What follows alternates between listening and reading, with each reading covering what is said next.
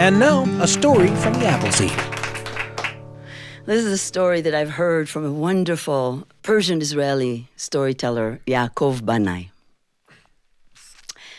Jamali Furush was famous for her beauty.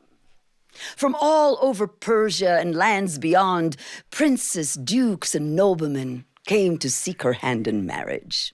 And her father, the great and powerful King Shabbas, indulged her.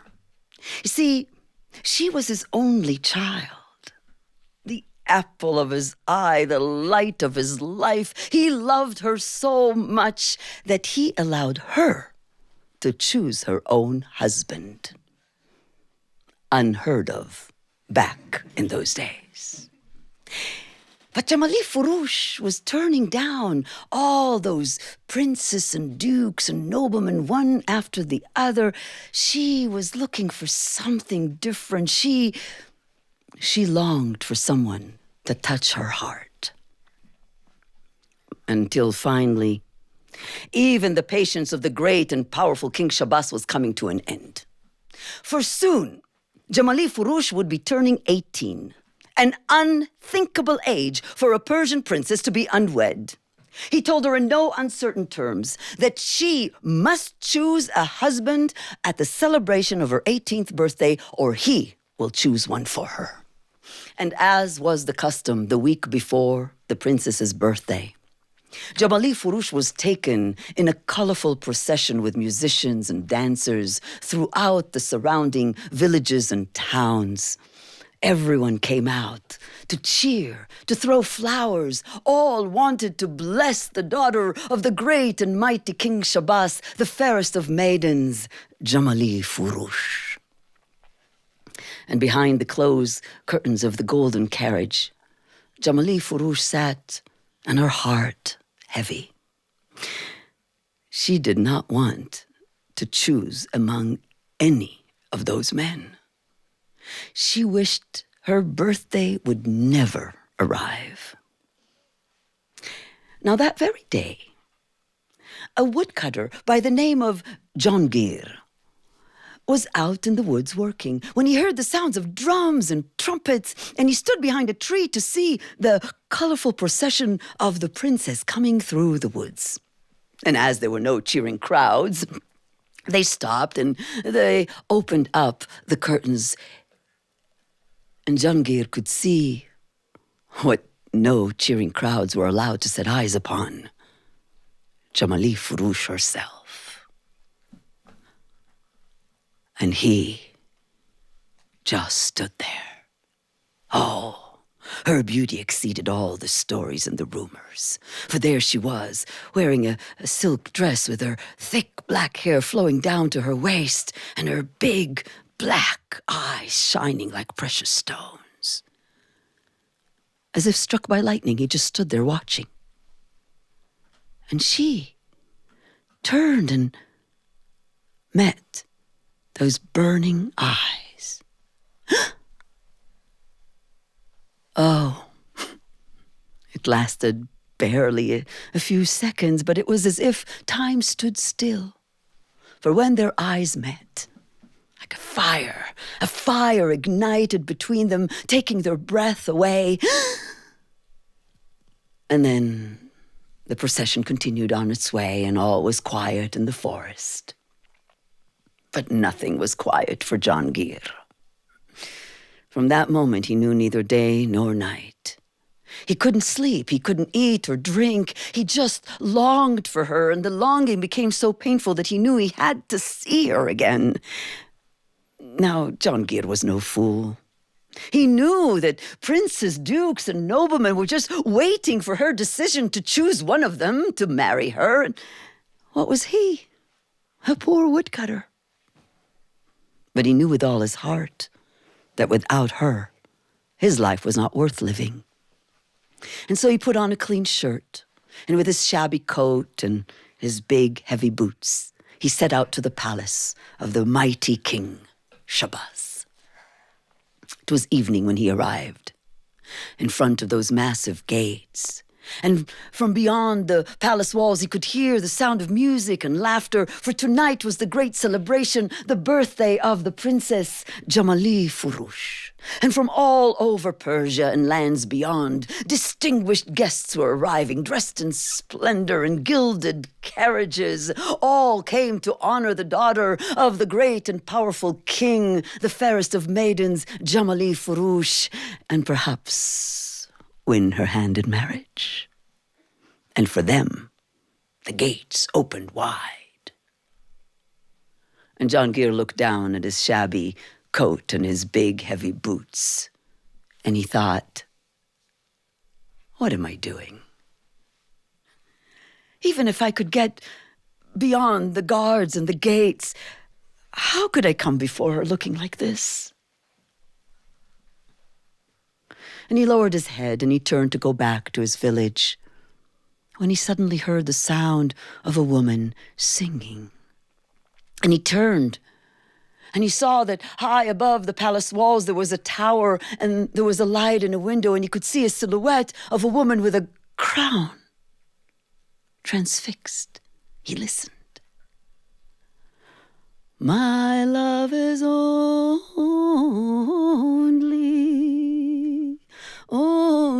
for you. Since the day I saw you in the forest, no, I cannot sleep through the lonely night. My love is only.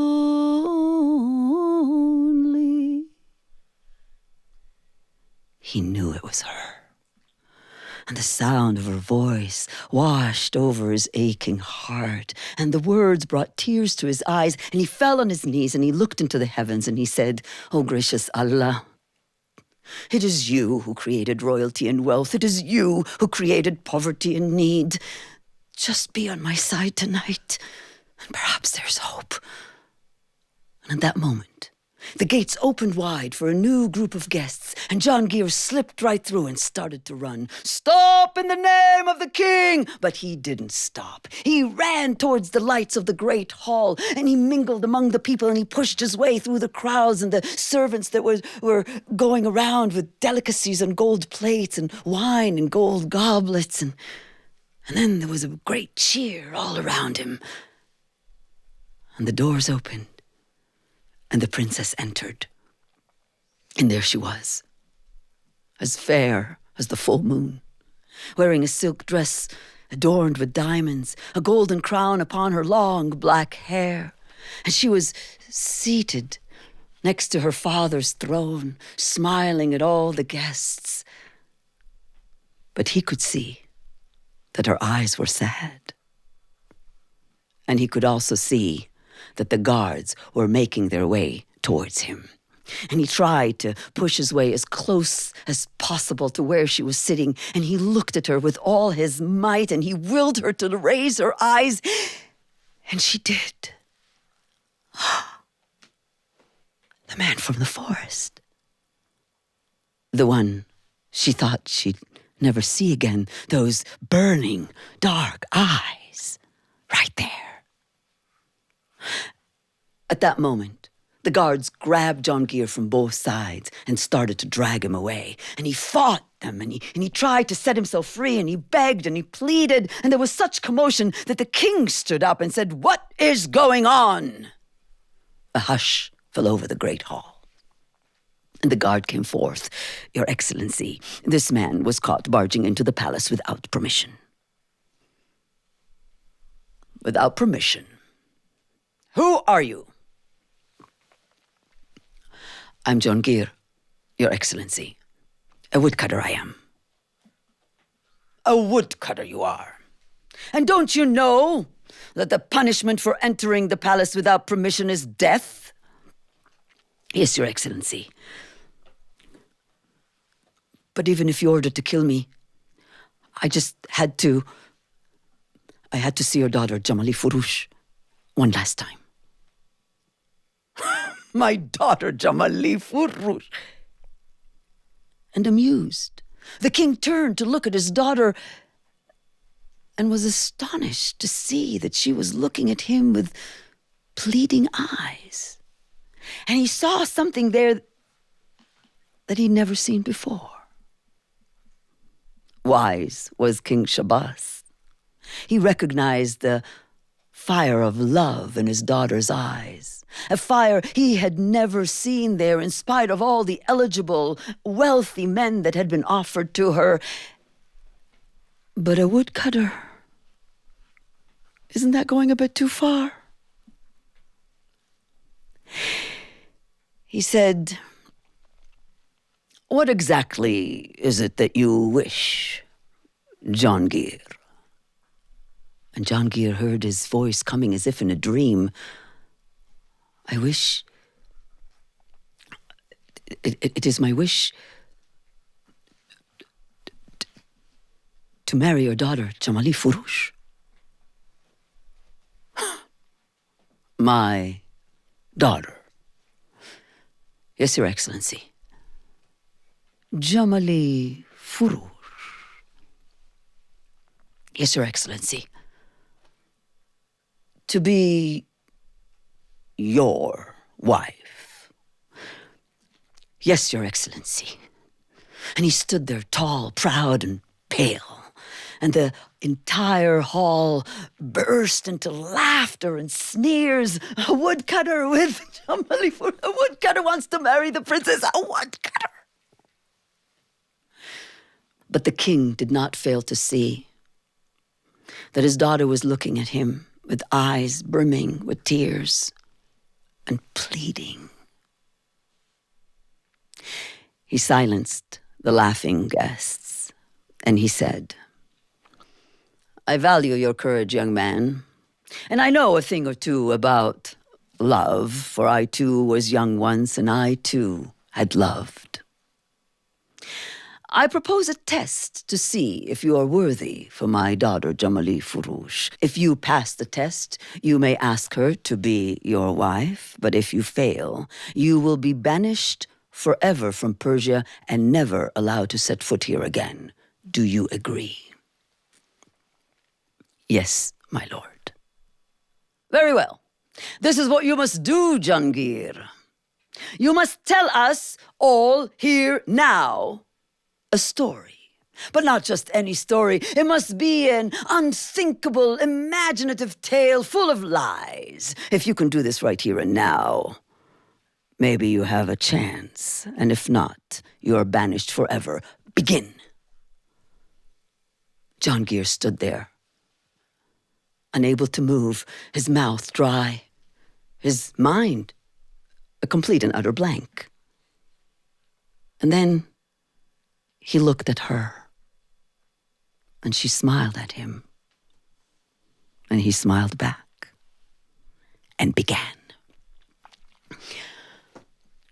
"Honorable guests, Your Excellency, my lady Jamali Furush. There once was a peddler. A peddler who sold his wares displayed upon two planks of wood that were tied by a rope around his neck. On one side he had buttons, needles, threads, ribbons. On the other side he had donkeys, wagons, palaces, houses. Whoever wanted a palace, he sold him a palace. Whoever wanted a needle, he sold him a needle. And so he walked from town to town, from village to village. And one day a farmer came and wanted an egg. He sold him an egg. The farmer took the egg, he put it in the pantry. Not an hour went by, and the farmer and his family, they hear strange sounds coming from the pantry. They open it and they see the egg cracked, and out came a chick, an odd-looking chick. Big, very, very, very big. But the farmer, he took this big chick and he puts him out in the yard, and the chick starts eating and eating and eating and eating and growing and growing and growing and growing and growing and until it was the size of a camel. And this camel-like rooster walks through the village. Everybody's feeding him. And he's growing and walking and growing and walking and growing and walking. And one day he bumps his foot on a rock and breaks his toe. So the farmer takes a pit of a date, a pit of a date, and he puts it instead of the rooster's toe. So now he can walk again. And he walks and walks and walks. Summer, fall, winter, spring, and the rains come and the rains go and the rains come and from the pit in the rooster's foot, a tree begins to grow. A tall palm tree filled with delicious, large dates, juicy dates. The farmer's children and all the children of the village, they climb the tree that grew from the pit in the rooster's foot, and they pick those dates and they share them with everybody in the village. And time goes by, summer, fall, winter. The sand comes, the snow, storms of sand, the wind, and the sand, and the sand, and the sand accumulates upon the leaves of the tree that grew from the pit in the rooster's foot and becomes a field, a large field.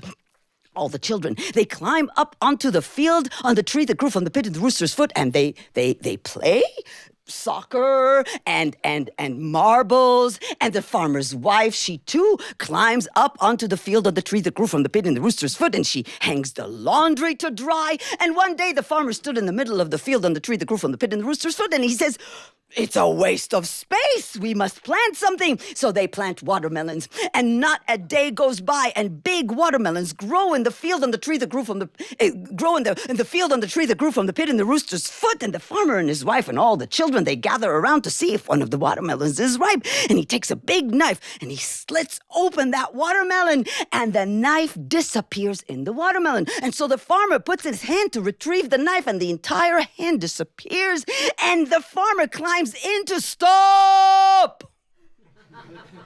roared King Shabbas. "Stop before all of Persia drowns in that watermelon." I see, Jahangir, that you are a man of great imagination and wit. And more important than that, my daughter, Jamali Furush, loves you. And he turned to the guests and he said, "We are all equal before Allah, the king as well as the woodcutter, for we all love a good story. We all love a story with imagination. So play, musicians, play. For today, my daughter has chosen, and we celebrate the engagement of Jahangir and Jamali Furush." Thanks for joining us for A Story from the Appleseed.